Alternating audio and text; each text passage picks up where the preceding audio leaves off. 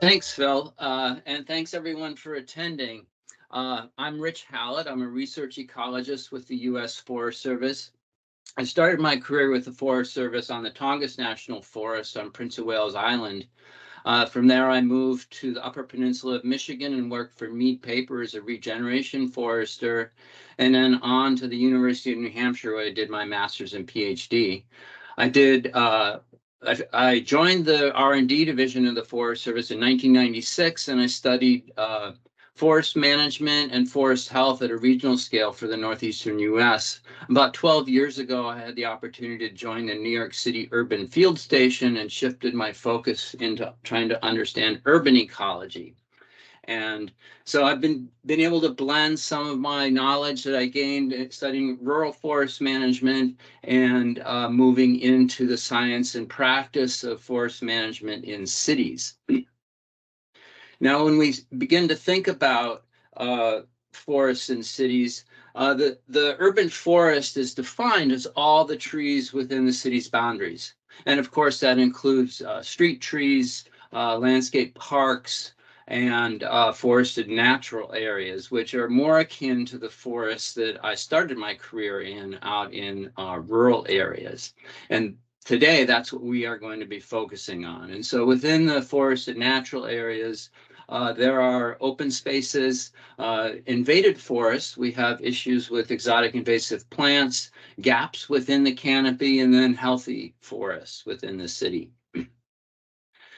These areas are really cherished because of the disproportionate amount of ecosystem services they provide to the urban environment, but also to people, feelings of well-being. And especially during COVID, they were sources of refuge for people that were cooped up within their homes, and they were green spaces that people could access safely and maintain separation. However, these areas are often taken for granted. They've been there a long time. They're often old growth forests in cities. And in general, people think they will just continue to be there and be sustainable. However, with the advent of climate change, exotic invasive pests and diseases, increasing storms, these areas are at risk. To address this issue, we started what we called the Northeast Urban Silviculture Workshop in December of 2020, and we engaged scientists and forest land managers from across the northeastern United States. And so the yellow dots represent the cities and city managers that were involved in this workshop.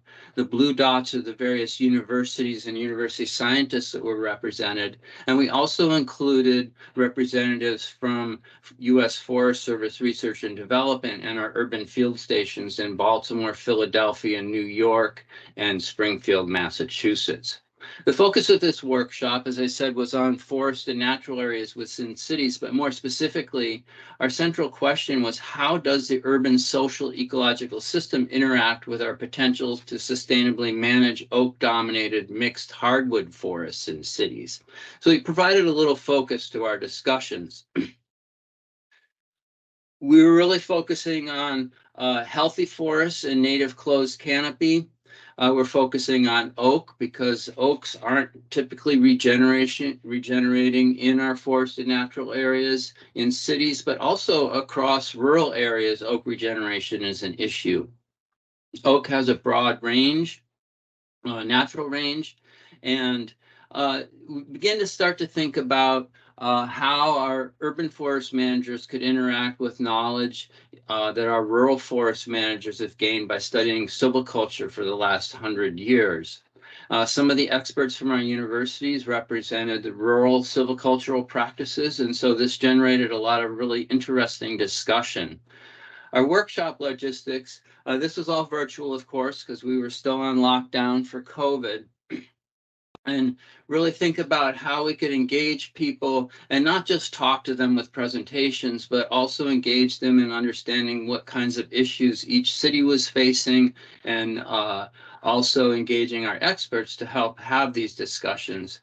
So we've had a couple days where we focused on site goals and forest vulnerabilities, vulnerability and adaptive management strategies, tactics, and then really thinking about how we might be able to design a research project, which you hear more about today, that would involve many of our cities across this region, and then again, how we could implement this.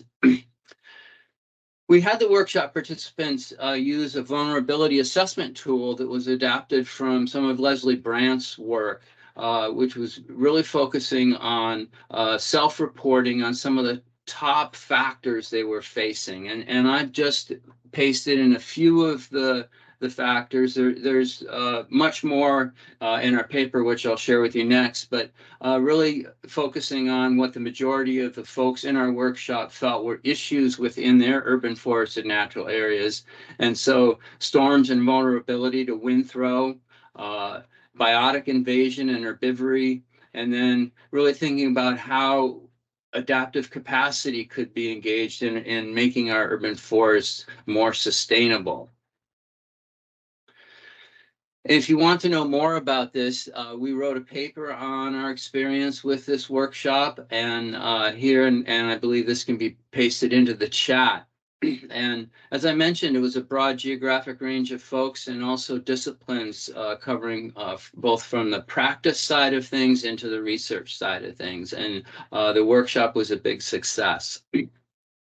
That success generated a research proposal and focused on research and practice, where our leader from the University of Delaware, Dr. Tara Trammell, is the lead PI, and we were able to successfully apply for funding from Forest Service Urban and Community Forestry, the Challenge Cost Shared Grant Program.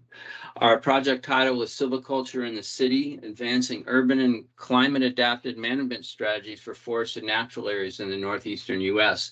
through Science and Training. So this brings me to the next point. Why focus on oaks? I mentioned that they had a very large geographic range. They turn out to be fairly, we predicted that they could be climate adapted, so they could hopefully handle the future conditions of global warming and also the urban heat island that's in effect today.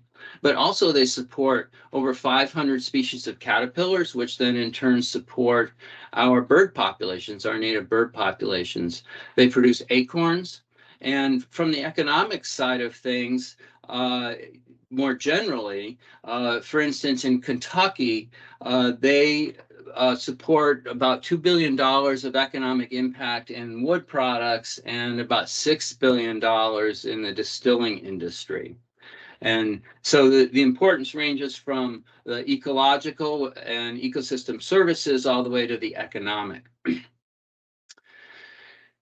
And as I mentioned, the regeneration issue, oak forests are important and they're disappearing from our forests. Part of the reason is that our forests, previous to human intervention, had frequent burns, which allowed oaks to be more competitive in our forested natural areas, both in the rural areas.